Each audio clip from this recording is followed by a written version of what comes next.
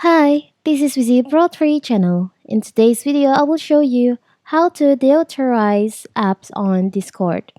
Before we get started, don't forget to subscribe and turn on the notification to keep you updated about this channel. So, let's go. Some apps may collect non-Discord data when you use them, revert to developer or the activity's privacy policy for information about their data privacy.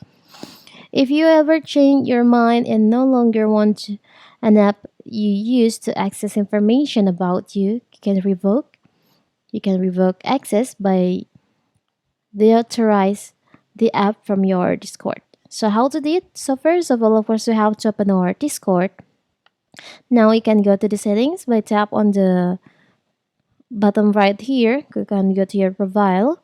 Now tap on the upper right corner on the settings on here, and you'll find there's an option Authorized Apps. You can just tap on that, and you can choose on the app that you want to deauthorize.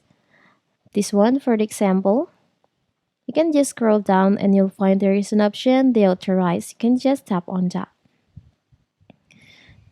This action will remove the link between your Discord account and these apps. You can just tap on deauthorize. So now the app will be removed from your Discord. It's so simple, right? So that is how to deauthorize apps on Discord. Don't forget to like and subscribe and turn on the notification to keep you updated about this channel. Thank you and see you.